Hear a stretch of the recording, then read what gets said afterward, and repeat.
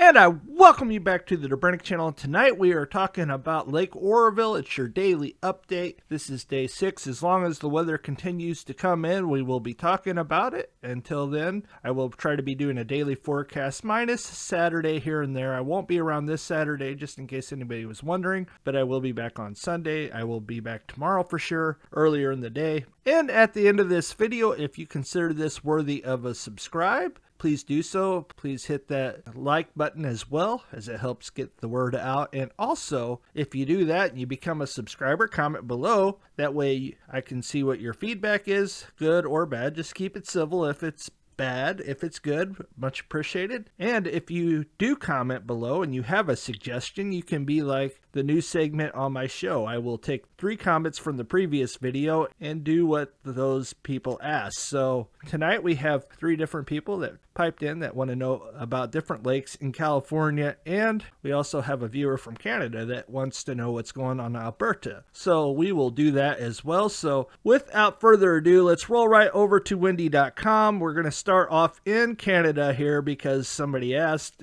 We are in Alberta, and you can see that if we scoot in a little bit here, here's Alberta, Edmonton's here, Calgary's down here. I'm not sure where they're from. High levels over here. Fort McMurray is over here, and look at the temperature of Fort McMurray, -28, -24 in Edmonton. It is really cold up here, as it generally is this time of year. You go up here to the Yukon, Dawson City, a lot of gold mining going up there, -2. Now, Juneau's over here. This is southern Alaska. Beautiful place if you ever been there. Victoria, Canada, awesome. The next 10 days, not a whole lot. There's not a whole lot coming in. 0.6. It's really too doggone cold to snow. Most of the moisture gets rained out along the coast from the mountains, and the mountains trap this cold air into place. And there you have it. That is what's going on there. I'd like to thank Ricky for that comment. Here is his comment right here. Thank you, Ricky. And sure. And I will get to the next 2 here in a bit. A couple people wanted to know about lakes in California. Not a problem. Let's roll right down to Washington, and you can see over by Seattle here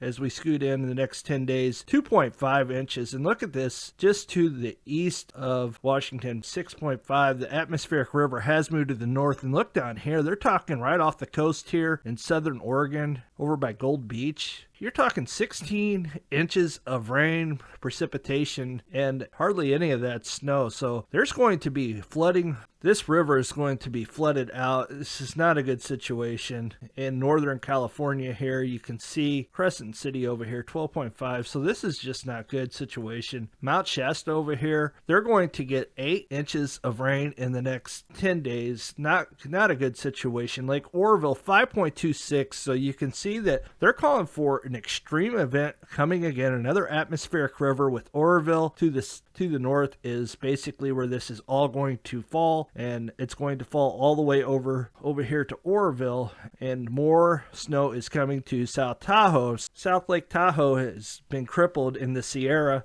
mountain range there, and here is some footage from that from earlier today off of I-80 there. That is just crazy. That's from the webcam there, and you can see as this truck passes by how tall that snow is. It's just a lot. Let's go to the new accumulation. I'm just curious how much snow is there. You can see over here that there's 32 inches of snow, and we go to the snow depth.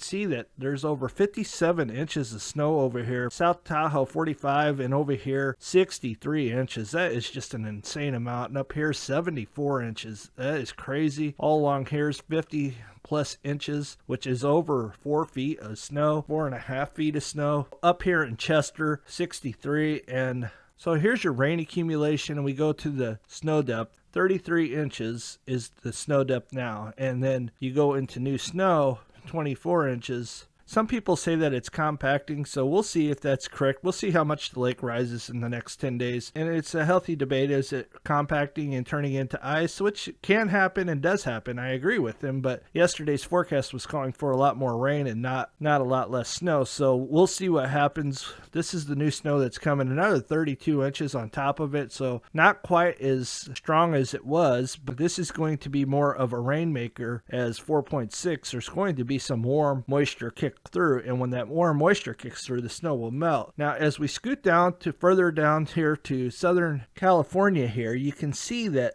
1.66 inches in Los Angeles. These aren't as aggressive as they were just a couple days ago. San Diego down here, people want to know about that. 3.7. We go up to Bakersfield. A little bit better in the next 10 days than it was last night. 0.34. And you get the gist. We go over to Phoenix, Lake Havasu, my buddy Brad out there, 0.2. It's going to be fairly dry there, Brad. And then up to Flagstaff over here, 0.49. And down to Phoenix, 0.49. So you get the gist there. We scoot up to St. George up here, and St. George is 0.7. We go over to Grand Junction, and you can see that Grand Junction itself, 1.17. I got a viewer out there. Hello. Aspen over here, 2.13. That's fantastic news, as I'm sure that's all new snow as we roll over to the snow depth, and 29 inches. That's fantastic. Steamboat Springs up here, 30 inches. Over here, just to the west of Fort Collins, 2.59, and here's your Colorado River that goes through here. So this is all a good healthy dose. Go to the snow depth, and the snow depth's looking pretty good. I want to cover the rest of the country. They say there's going to be a big snowstorm come across the United States up by Peoria, Chicago over here, 10 inches at Chicago, so that's a pretty good swath. St. Louis is not going to be too much. 1.2 is what they're calling for. Columbus over here, 6.7. See if that comes to pass. And Kirksville, Missouri, I read, which is pretty close to home, that they actually shut down because they're expecting a massive snowstorm in Kirksville tomorrow night. So 7.1 is what they're thinking. We'll see what happens. A lot of different models are having it go further to the north, a little further to the south. We'll see where it ends up. It's just hard to say. And this will be the first big snowstorm to roll through there in a while. Maine's actually going to get in on the action, 14 inches in Maine, so that's fantastic. We go to the rain accumulation, and you can see that these amounts over here in Kentucky and Tennessee have died down. They were talking several inches, but they're still talking for a big swath along the Ohio River, so we'll have to watch that and see if there's some flooding going on. I got D down here, Cairo, Illinois, 3.1, Paducah, Kentucky, 3.82, so there's going to be some flooding here. This little river right here is called the Wabash River, and there's another river that's called the White River that comes into the Wabash, so there you have that, and that all feeds into the Mississippi ultimately, and there might be some flooding here on the most western part of the Ohio River. We'll see what happens. Virginia over here, 2.3.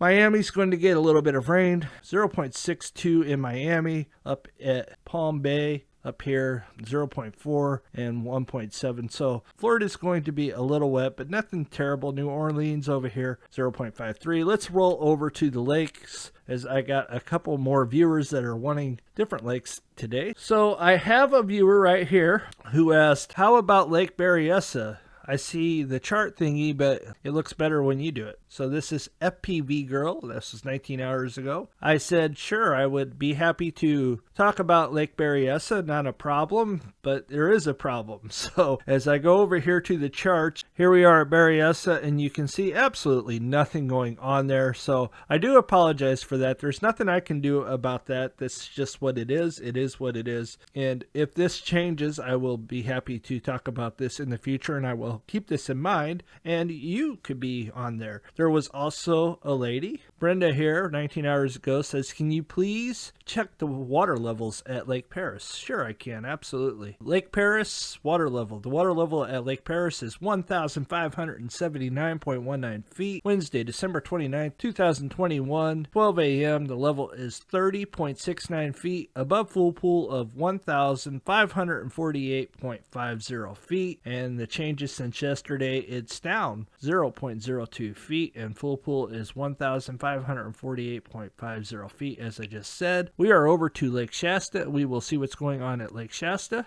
As we're over to Lake Shasta, the water level is 912.33 feet MSL, Thursday, December 30th, 2021 at 1 p.m. The level is 154.67 feet below full pool of 1,067. Changes since yesterday, 0.37. We are over to Lake Oroville for the final lake stop of the night. Lake Oroville water level is 711.39 feet MSL, Thursday, December 30th, 2021 at 2 p.m. The level is 188.61 feet below full pool of 900, and this changes since yesterday. It has increased 1.13 feet, and we're going to go look and see what the inflows and outflows are. We'll see if this thing is continuing to fluctuate in heavily or decreasing. We'll go check that out now. The outflows are still 500, and The inflows 7,364 feet, and this thing's at 38% full, and there you have it. There's still 1,337,559 acre feet in the reservoir currently, and the thing holds 3,537,577 feet. And I just told you the elevation 710.63. Thank you guys for stopping by. You guys have a blessed day, and we'll see you tomorrow